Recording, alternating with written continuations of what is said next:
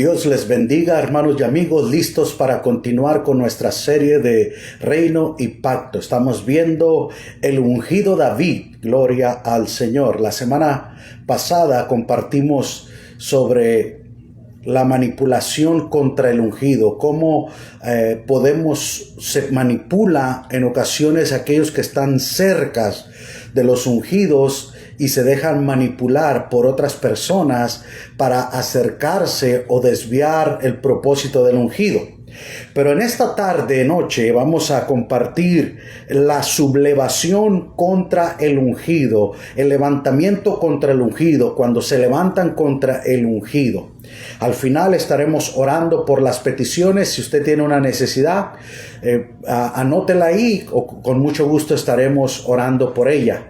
Gloria al Señor. Padre, te adoramos, te bendecimos y te glorificamos. En esta tarde, Señor, oramos para que tú nos des gracia, que tú nos des favor, que tú nos des oído para oír y corazón para retener, que tu palabra, que es espíritu y es vida, no vuelve vacía, sino que hace todo aquello por lo cual tú la has enviado. Tu palabra es viva, es eficaz, es más cortante que toda espada de dos filos, que penetra hasta partir el alma, que discierne las intenciones del corazón y penetra hasta los tuétanos. Por lo tanto, apelamos, Señor, a que tu palabra cumplirá el propósito por el cual será expuesta en esta hora. Te lo pedimos en el nombre que es sobre todo nombre, en el nombre de Cristo Jesús. Gloria a Dios. Amén. La sublevación contra el ungido, el levantamiento, el golpe contra el ungido, golpe de estado, golpe de púlpito, cuando se levantan en contra. Es difícil y duro cuando hay un levantamiento, pero más difícil es cuando es un ser cercano a ti, alguien querido. Por ejemplo, Judas se levantó contra Jesús y cuando vino Jesús le dijo: amigo, ¿qué tienes contra mí? ¿O qué tienes conmigo? Jesús lo trató de amigo porque lo consideraba un amigo, mas sin embargo se levantó para traicionarlo. En 2 de Samuel, capítulo 15, en el verso 10, dice la Escritura: entonces envió Absalón mensajeros por todas las tribus de Israel, diciendo: cuando oigáis el sonido de la trompeta, diréis: Absalón reina en Hebrón. La sublevación contra el ungido, el levantamiento contra el ungido. A veces uno quisiera que no sucedieran estas cosas, pero así como hay golpes de estado dentro de las congregaciones, de las iglesias, en los ministerios, hay golpes también, hay sublevación, hay levantamiento por envidia, por celo, por quizás querer anhelar lo que alguien más tiene, envidia y todo eso. En el capítulo 15 del segundo libro de Samuel es el dolor de cabeza que le da al ungido David. Con la llegada de Absalón también llegan problemas a la estabilidad del reino del ungido. No era división desde afuera, era desde adentro. No era por un particular, sino por un miembro de la familia, uno que nació en la carne, pero también nació en la visión del ungido. Cuando la división viene de afuera, lo que hacemos adentro es que nos fortalecemos, nos animamos y nos ayudamos mutuamente. Pero cuando la división viene de adentro, es más peligrosa y más dañina. Con sagacidad, Absalón se fue robando el corazón de Israel, en capítulo 15, verso 6, mostrándose preocupado por el pueblo y expresando su deseo de ayudar. Vemos cómo los que se levantan siempre usan la táctica para echarte a la bolsa, para convencerte. Nos podremos pasar quizás toda la tarde aquí hablando de experiencias, como personas que tú le das la mano, que tú confías en ellos, después se te voltean y se empiezan a acercar a la gente, aleluya, para robarles el corazón, para mostrarse como que si estuvieran preocupados, expresando el deseo de ayudar, pero lo que quieren es tumbarte, hacerte un lado y él quedarte con tu posición. Durante 4 años se fue preparando para darle el golpe político a su padre, en el verso 7. Y bajo pretexto de cumplir voto en Jesús, Siria, su padre le dio permiso para viajar en Hebrón y se proclamaría rey. Era seguido por gente sencilla, pero también de seguidores comprometidos.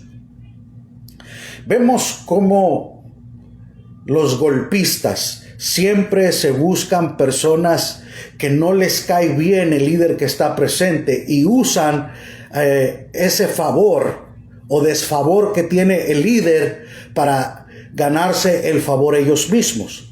Ante la noticia de la deserción del pueblo, el ungido con sus siervos y familia decidió huir de Jerusalén, dejando en su casa a 10 mujeres concubinas. Sus siervos fieles lo siguieron. Unos siervos fieles que reciben mención honorífica en la historia son Itaí Geteo, que con su familia y sus hombres se decidió a vivir o a morir por el ungido. ¡Qué tremendo! Gracias a Dios por esos hombres, por esas mujeres, esos hombres y mujeres que son leales, aleluya, y fieles al llamamiento, a lealtad, al liderazgo, gloria al Señor, que están dispuestos a levantarle los brazos como Aarón y Hur a Moisés, aleluya. Por eso los ministerios y las iglesias prevalecen por gente, aleluya, como Itaí Geteo, que son fieles y leales. Sadoc, el sumo sacerdote, que con los levitas y el arca decidió acompañar al ungido, pero este le aconsejó que regrese y desde Jerusalén lo ayudara. Vemos que Sadoc, vemos que Itaí Geteo, los levitas, que se mantuvieron leales a David. Para que un ministerio persevere, necesitamos gente leal, gente fiel. Con tristeza el ungido y sus seguidores subieron el monte de los olivos, y enterándose que Aitofel, uno de sus consejeros, se había unido a Absalón. Qué triste que uno de aquellos que eran tus consejeros, brazos derechos en tu reino, en tu liderazgo, en tu ministerio, de repente te da la espalda y ahora está en contra tuya y va a utilizar la debilidad tuya o a una persona débil, manipulable, para usarlo y levantarse en tu contra para darte en la torre. Porque si hay algo que más le puede doler es cuando un ser querido, un familiar, se levanta en su contra para destruirlo o para tomar posesión de sus bienes, de su ministerio. En la cumbre del monte adoró a Dios, encontrándose con Usai, a quien aconsejó que regresase a Jerusalén como su espía. Número 1, la sagacidad.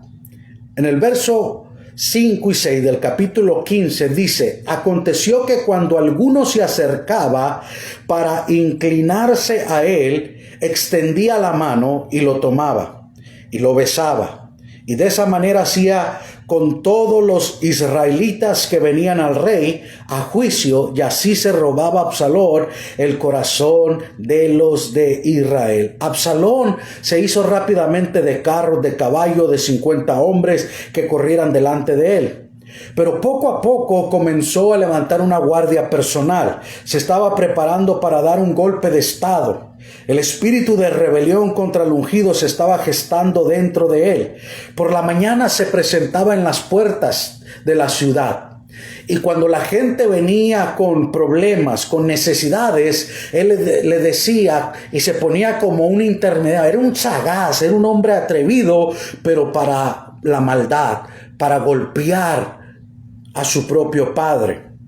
Su deber como príncipe era representar al rey, al ungido, mas por el contrario estaba criticando de una manera disimulada para que él ganarse el favor. ¿Cuántas personas hemos visto que se han acercado y se han endulzado el oído a personas y miembros de la congregación para ganárselos porque estaban pasando por un momento de vulnerabilidad?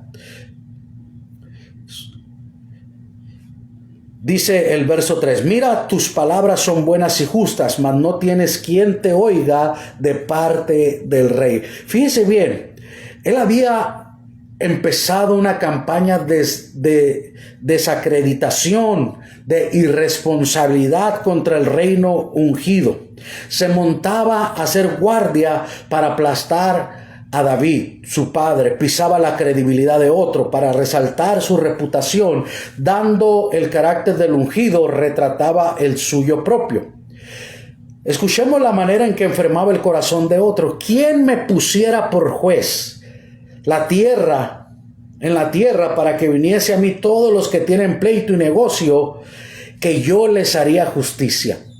Este tipo se inclinaba, les besaba la mano, los abrazaba, los apapachaba, los hacía sentir bien, pero decía, el rey no tiene tiempo para ti. Si yo fuera el rey, si me pusieran a mí en su lugar, yo sí te atendería. Qué tremendo, ¿no? ¿Cuántos políticos no dicen lo mismo? Si yo fuera el presidente, voten por mí, yo sí esto. Y cuando llegan, puras mentiras. Puras mentiras. Cuídate de aquellos que prometen. Cree en aquellos que hacen, en aquellos que actúan, en aquellos que han demostrado, porque mucha gente promete, no, yo voy a serte fiel, pastor, yo voy a estar contigo hasta la muerte, yo voy a ser fiel contigo. Yo puedo hablar de personas, no solamente en nuestro ministerio, pero en el ministerio de otros pastores, aleluya, y hemos compartido y me han platicado ellos mismos, mira, este hermano dijo que iba a estar conmigo hasta la muerte y mira, se levantó en mi contra.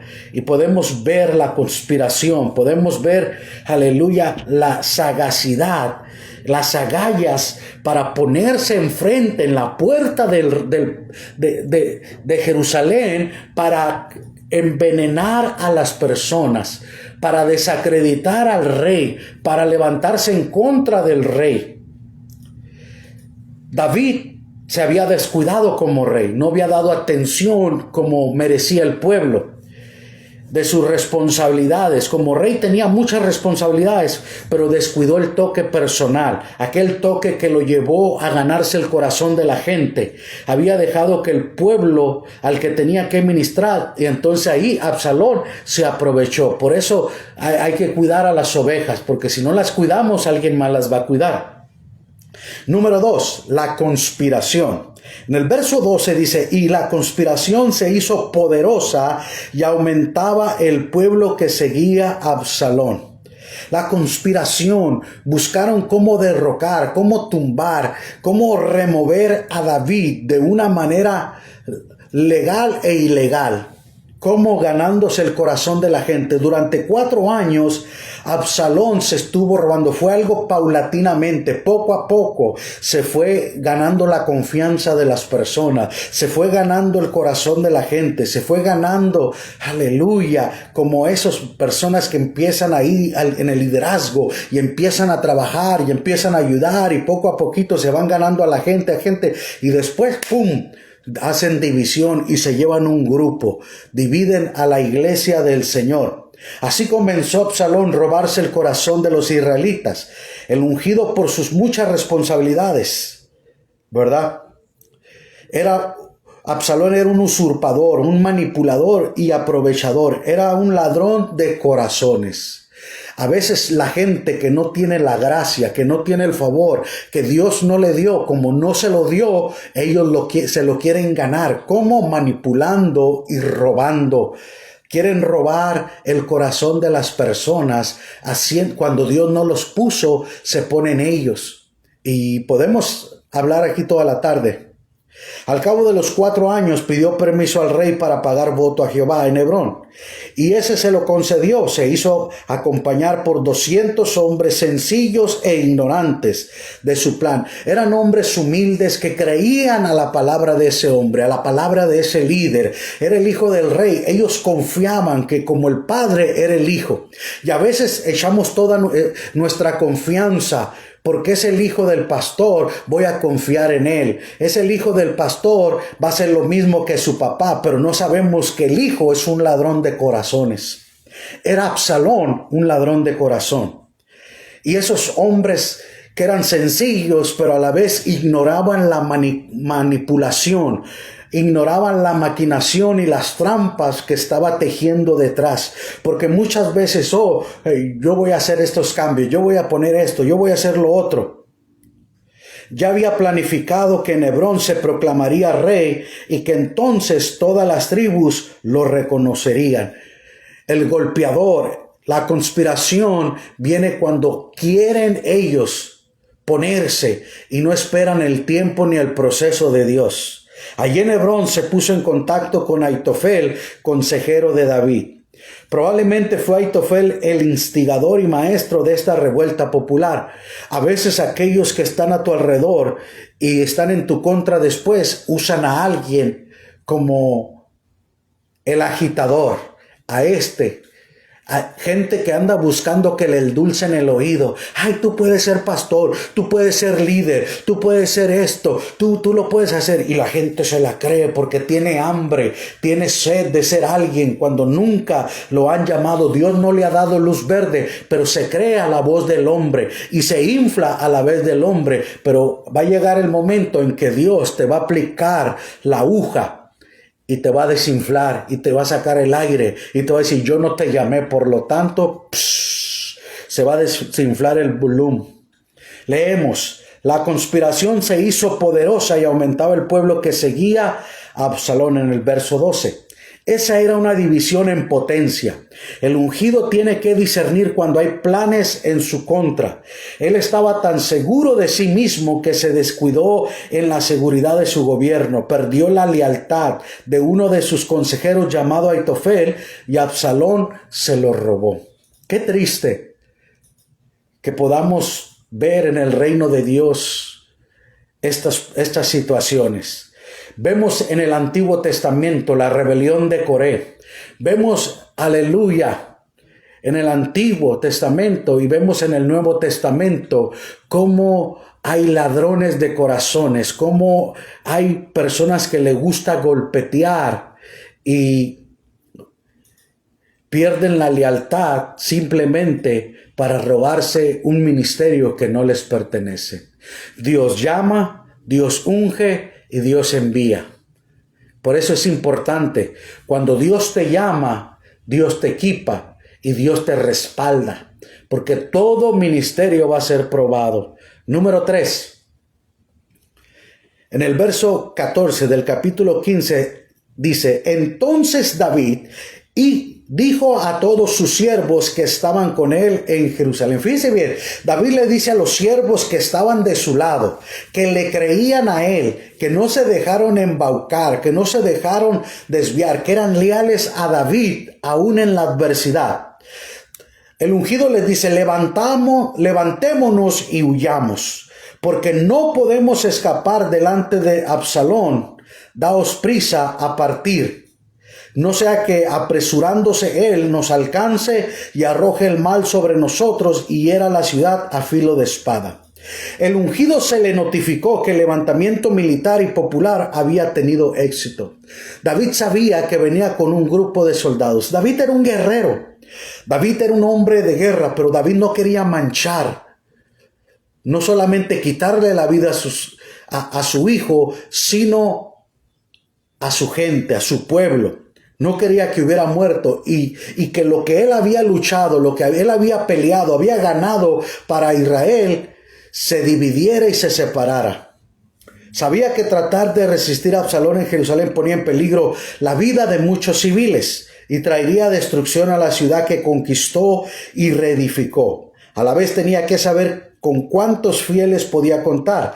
A lo mejor era huir por el momento. A veces, como hizo José en la casa de Potifar, es mejor huir que morir ahí. Sus siervos se pusieron incondicionalmente a sus órdenes. Qué bueno es tener incondicionales, hombres y mujeres que van a estar contigo en las buenas y en las malas, en el éxito como en el fracaso.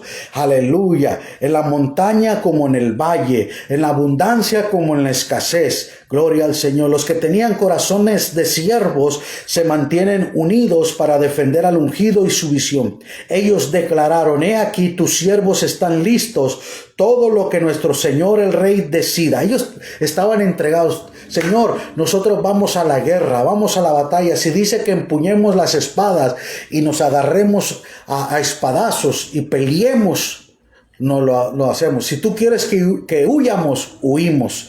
Aleluya, estamos contigo. Aleluya. David salió acompañado con sus mujeres y dejó 10 concubinas para custodiar la casa. En su lugar específico se detuvo y vio desfilar a sus siervos, los ereteos, los peleteos, los geteos, 600 hombres que desde Gad vinieron a ayudarlo. A Itaí geteo pidió que se regresara con sus hombres. ¡Qué tremendo! David amaba a este hombre y le dijo, regresa con tus hombres, regresa con tu familia.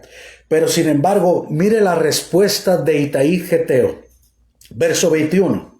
Vive Dios y vive mi Señor el Rey. Este hombre ya había tenido una experiencia con el Dios de David, con el Dios del ungido. Vive Dios, tu Dios es mi Dios. Vive el Rey, tú eres el Rey. Que para muerte o para vida, donde mi Señor el Rey estuviere, ahí estaré también tu siervo. Aleluya. ¿No hizo lo mismo la Ruth moabita cuando Noemí le dijo, vete, yo no tengo más hijos, vete con tus padres? No. Tu Dios es mi Dios, tu tierra es mi tierra, donde tú murieres, ahí moriré yo. Qué tremendo. A veces los extranjeros, la gente de otros lugares, la gente que no es familia, la gente que no es sangre, la gente que no es más leal y más fiel que los propios cercanos. Gloria al Señor. Este hombre Itaí geteo era tan leal que estaba dispuesto a morir por su Dios y por su rey. El rey, el Dios que su rey servía y que ahora él también servía. A esas palabras el ungido le responde con la invitación formal de ser parte de un reino sin palacio y sin ciudad, pero con unción y con visión. Aleluya. A veces el edificio o la membresía, aleluya, deciden creerle a un charlatán, a un falso, que después se dan cuenta que fue un engañador, que fue un manipulador. Aleluya. Y a veces uno tiene que huir por el bien de uno y de su alma. Por el torrente de Cedrón pasó el rey y el pueblo con dirección al desierto mientras se lloraba el alejamiento del ungido. Cuando los ungidos se alejan, llora su partida. Por el torrente de Cedrón, por ahí David iba huyendo. Y David en el Salmo 23, ahí se inspiró cuando dijo, aunque ande en valle de sombra de muerte, no temeré mal alguno. Él sabía que en esa tarde la sombra daba ahí, se tornaba asombroso, pero a la vez era un lugar que si lo podían emboscar ahí y matar. Por eso David observa a sus fieles y diciendo, aquí podíamos ser emboscados y ser muertos, pero vamos mejor huyendo. Número 4, los fieles. En el capítulo 15, verso 29 dice, entonces Sadoc y Abiatar volvieron el arca de Dios a Jerusalén y se quedaron allá. Entre los fieles que acompañaron al ungido estaba el sumo sacerdote Sadoc, Ahimaas, su hijo, y Jonatán, hijo de Abiatar. Además de los levitas, estos salieron con el arca del pacto, sacaron de Jerusalén la bendición de Dios. Pero el ungido le aconseja que regresen con el arca del pacto. Por la fe en Dios, él volvería a verla en sus tabernáculos. A ellos les dijo en el verso 28, mirad, yo me detendré en los vados del desierto hasta que venga respuesta de vosotros que me dé aviso. Los ungidos no pueden adueñarse de la presencia del Señor. Vivimos en un tiempo donde dices, yo soy el ungido y yo tengo la bendición y la bendición no más va a fluir por ti. No, la bendición Y la unción nos pertenece a todos. Todos tenemos derecho a la unción.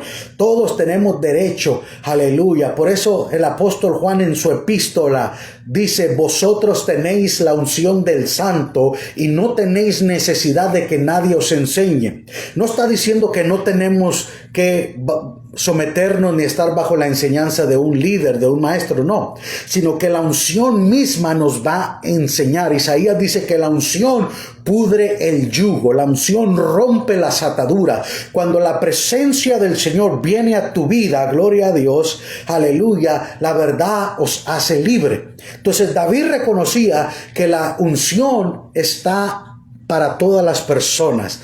Todas las personas tienen acceso a la presencia y a la unción de Dios. La unción de Dios la puedes encontrar en la casa de Dios, en tu casa, en el carro, en el trabajo, en el camino, en cualquier lugar, en la montaña. ¿Por qué? Porque la unción es la presencia de Dios, es el Espíritu Santo, y esa le pertenece a todos los fieles. No la puedes manipular, no la puedes atar. Yo te bendigo si yo quiero, si no, no te puedo bendecir. No. Lo que Dios bendijo, aleluya, y Dios limpió, no lo llames inmundo y común. Los ungidos saben que no se pueden adueñar de la presencia de Dios. No son dueños de los avivamientos ni de llevarse la bendición con ellos. Hay unos que dicen: no, si yo me voy me llevo la bendición conmigo. No. La bendición está en un corazón sensible, en un corazón humilde, contrito y humillado. El ungido no quiso dejar al pueblo sin culto y sin presencia de Dios. Dios no los va a visitar, no. Dios visita a un corazón contrito y humillado. Con sus pies no destruiría lo que le costó trabajo construir con sus manos. David había luchado, había derramado sangre, había guardado tesoros para hacer un templo, y Dios se lo había prohibido. Por lo tanto, él no podía destruir lo que él mismo había levantado. Aunque a él lo rechazaban, el ungido no quería que la presencia de Dios rechazara al pueblo que se quedaba atrás. David sabía qué culpa tiene la gente inocente que fue engañada, que fue seducida, que fue manipulada, que le presentaron la película de una manera, pero a la mera hora le cambiaron la movida, le cambiaron la escena. Fueron engañados. ¿Cuántas veces hemos sido engañados en la vida por personas que nos prometieron algo o nos dijeron algo y a la mera hora nos fallaron y nos engañaron? No cumplieron su promesa, no cumplieron y fallaron. David decía: ¿qué culpa tienen ellos? Los inocentes, la gente, aleluya, que no tiene malicia, que fue engañada y seducida, que fue arrastrada. Porque recuérdese, Pablo reprendió a Pedro cara a cara en Antioquía, porque en su hipocresía arrastró a Bernabé. Bernabé tenía una mente inocente, tenía una mente, aleluya, limpia y pura, y se dejaba llevar con Pedro y arrastró en su hipocresía a Bernabé. Y Pablo lo reprendió cara a cara.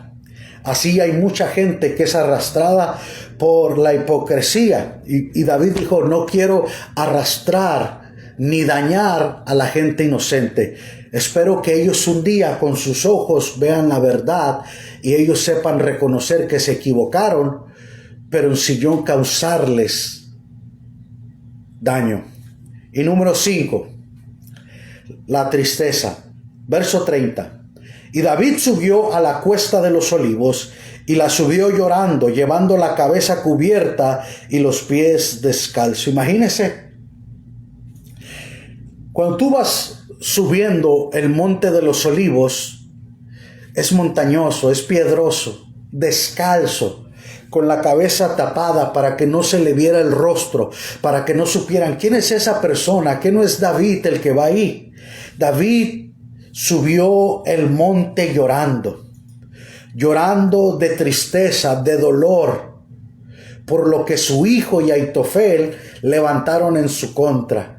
Como ellos, David podía esperar de cualquier persona que hiciera eso, menos de su hijo y menos de su consejero. El ungido cruzó el torrente de Cedrón y ascendió al monte de los Olivos llorando con la cabeza cubierta y descalzo. Sus seguidores emulaban su ejemplo. Él lloraba por su reino, lloraba por su ciudad. No lloraba por el reino. A veces la gente dice, mira, el ministerio va y viene. Él lloraba por la ciudad, lloraba por el pueblo que se quedaba atrás, lloraba por las almas. Lo que a uno le duele son las almas. Un edificio, una iglesia, eso no te hace exitoso. Pero ¿cuántas almas? Estaba oyendo un testimonio de Dante que estaba diciendo, y estaba hablando de la riqueza, de un hombre que no tenía familia, que nunca se casó, que no tuvo riqueza, que era una persona común y corriente. Y cuando murió, pensaban que nadie iba a ir a su funeral. Pero había tanta gente en el funeral que duró 7 horas el servicio fúnebre en la iglesia, porque la gente estaba testificando de cómo ese hombre influenció en su vida, cómo ese hombre fue de bendición para ellos. Aparentemente ese hombre no tenía nada, pero enriqueció la vida de muchas personas. Sin embargo, había otro que era reconocido, famoso, era doctor en medicina, y cuando murió tuvieron que recaudar dinero para sus gastos fúnebres. Aparentemente era reconocido, tenía dinero, pero ¿quién verdaderamente era el rico? ¿Quién verdaderamente? Y David sabía que por la tristeza, no por Jerusalén, no por la ciudad, no por el palacio ni las comodidades, David era camaleónico, se adaptaba a cualquier situación, sino por el pueblo que dejaba atrás, por las almas que dejaban atrás, por las almas que iban a ser lastimadas y heridas. Porque muchas veces, hermanos, hay personas que son lastimadas y heridas que ya no regresan a la iglesia. Pierden la fe en la iglesia, pierden la fe en el liderazgo. Y Jesús no tiene la culpa de los tramposos, de los derrocadores de púlpitos. También su descendiente, el ungido Jesús, lloró por Jerusalén. Desde el monte de los Olivos, uno lloró subiendo y el otro bajando. En Lucas 19:41, cuando David estaba subiendo al monte de los Olivos, lloró: Jerusalén, Jerusalén, que matas a los profetas y a los que te fueron enviados. Cuántas veces quise juntar a las gallinas como sus polluelos debajo de sus alas, mas no quisiste. Si conocieras el día de tu visitación, mas esto está encubierto de ti. Jesús lloraba por Jerusalén al subirla. David lloraba descendiendo Jerusalén. David, porque no tenía la paz que él traía. Jesús, por la paz que no recibirían, no conocieron el tiempo de su visitación y el acercamiento de su destrucción. Sin embargo, el ungido se le avisó de la traición de su consejero Aitofel y cómo este fue uno de los conspiradores con Absalón. Él oró a Dios. Fíjese la oración de David: entorpece ahora Jehová el consejo de Aitofel. Aleluya. ¿Cómo David hace una oración para entorpecer el consejo de Aitofel? Un consejero que se había mostrado leal, efectivo, pero que ahora en su enojo, en su venganza, se había desviado. Estando en la cumbre del monte de los Olivos, Usaí arquita, en estado de humillación, se ofreció a seguir a David el ungido. Pero David le aconsejó a regresarse a Jerusalén y que fuera fiel a Absalón, y a contradecir el consejo de Aitofel entre Absalón. Qué tremendo, ¿verdad? Dos consejeros, uno que incitaba una cosa, el otro para otra. Usaí sería el espía de David, y por intermedio de Ahimaas y de Jonatán, hijos respectivos de los sacerdotes Sadoc y Abiatar, mantendrían comunicado al ungido. Leemos en el verso 37. Así vino Usaid, amigo de David, a la ciudad, y Absalón entró en Jerusalén. Usaid, amigo de David. Qué importante, hermano. A veces la gente dice, este es mi amigo. ¿Cuántas veces te has sentado a comer con él? ¿Cuántas veces lo has ayudado en sus momentos de necesidad? ¿Cuántas veces has compartido sus penas? ¿Cuántas veces lo has visitado? Entonces no es tu amigo. Hay gente que se jacta y dice, él es mi amigo. ¿Cuántas veces lo hospedaste en tu casa? ¿Cuántas veces lo invitaste? Pasaste tiempo, te preocupaste por él. Lo ayudaste cuando estaba necesitado. El amigo de David guardaría su espalda y destruiría con sabiduría todo plan en contra del ungido. David era un estratega militar y se estaba preparando para pelear una guerra con logística. Los ungidos, aleluya, son viejos lobos de mar. Saben cómo, aleluya, hacer la guerra. Sabe cómo prepararse. Era un estratega probado. Mientras que Absalón era un pollito, no sabía de estrategia militar. La falta de experiencia de Absalón le dejó ver que estaba enfrentando a un zorro viejo. Desde la distancia el ungido todavía controlaría Jerusalén. Los años de experiencia capacitaban a los ungidos para confrontar la oposición. Aleluya, qué importante la experiencia, el ministerio. Por eso, el ministro que ha sido probado, el ministerio que ha sido pasado por fuego y se mantiene fiel, aleluya, sabe. Pero los novatos, los inexpertos, que se creen la mamá de los pollitos, cuando pasen por la prueba, cuando su ministerio sea aprobado, cuando vengan los golpes de púlpitos, cuando vengan las divisiones, cuando vengan las escasez, cuando vengan todas esas situaciones, ahí se va a ver si verdaderamente Dios los había llamado. Con esto termino la conclusión. Número 1, el ungido no puede dejar de tocar al pueblo, porque si no, otros lo tocarán. Siempre David cuidaba a las ovejas conocen mi voz y me siguen. Jesús lo dijo. Los discípulos conocían a su maestro. El pastor, el líder, tiene que estar cercano a sus ovejas. No puede ser un pastor distante. Aleluya. Tiene que estar y oler a oveja. Gloria al Señor. No descuidar el rebaño. Segundo, el ungido tiene que cuidarse de los que tienen el corazón de Aitofel, que promueven la división.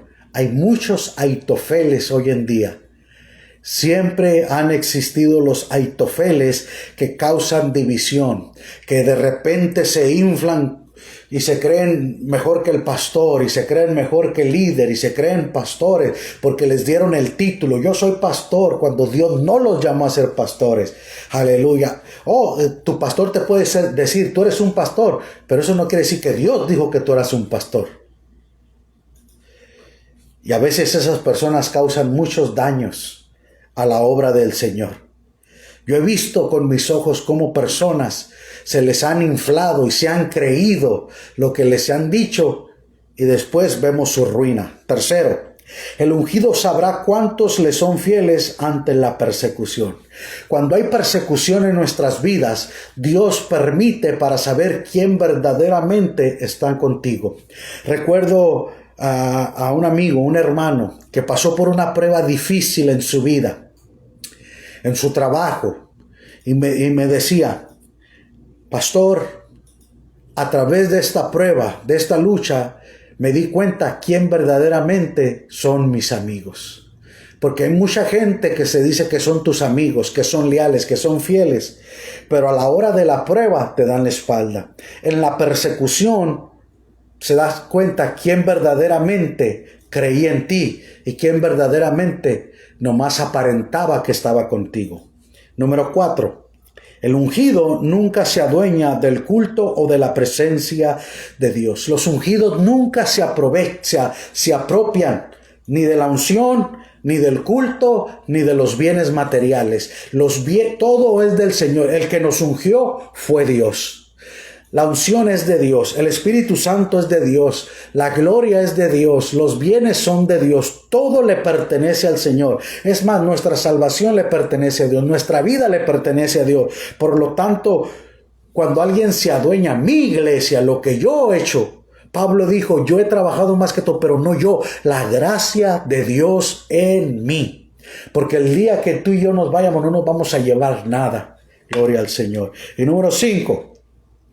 El ungido sabrá cuando necesita tener espías entre el enemigo. El ungido sabrá, aleluya, cuándo enviar a personas de su confianza, aleluya, para mantenerlo alerta. Gloria al Señor. La sublevación, el levantamiento contra el ungido.